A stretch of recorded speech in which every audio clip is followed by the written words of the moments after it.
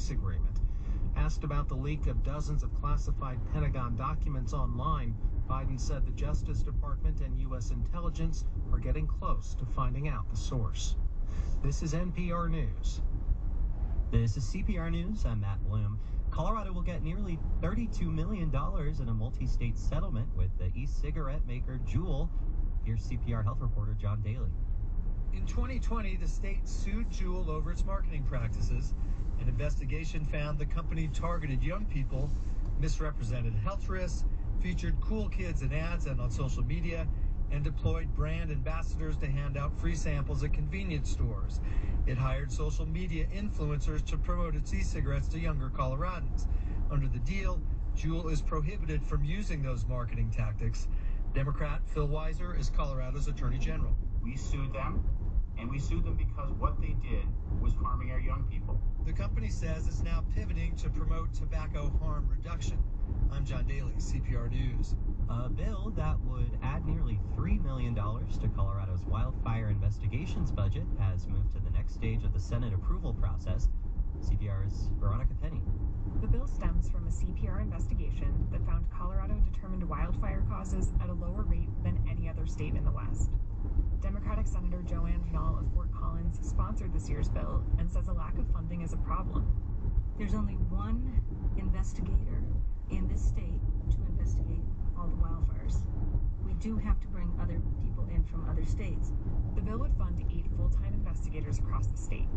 But first, it has to pass a full Senate vote, then the House, and get approval from Governor Jared Polis.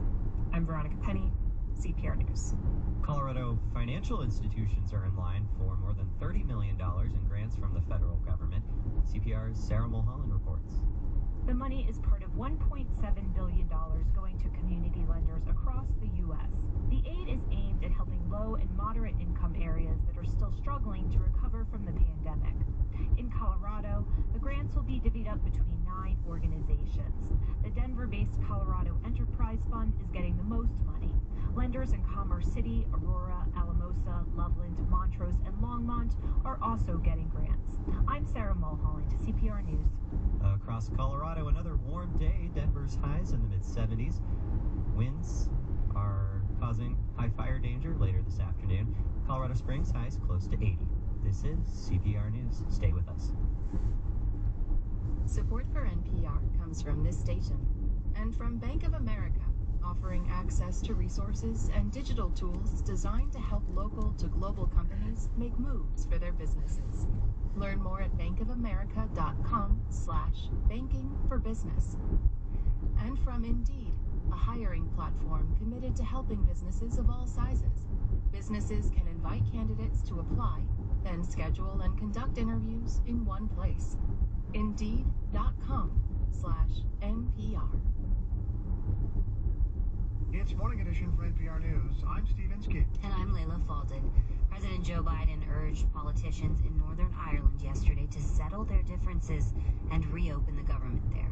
Biden was in Belfast to celebrate the 25th anniversary of the Good Friday Peace Agreement, which ended Northern Ireland's low-level civil war known as the Troubles.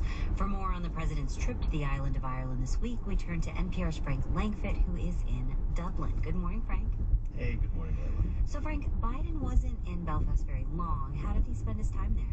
Harder for these countries to help Ukraine because Ukraine needs the artillery shells and South Korea makes them.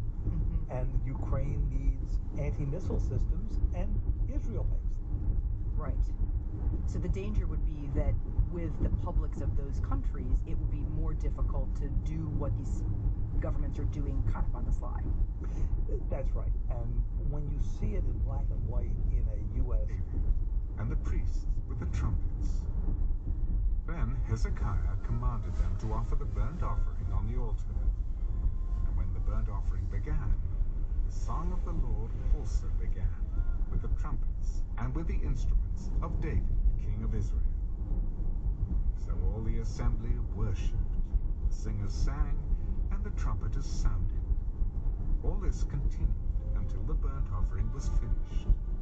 And when they had finished offering, the king and all who were present with him bowed and worshipped. Moreover, King Hezekiah and the leaders commanded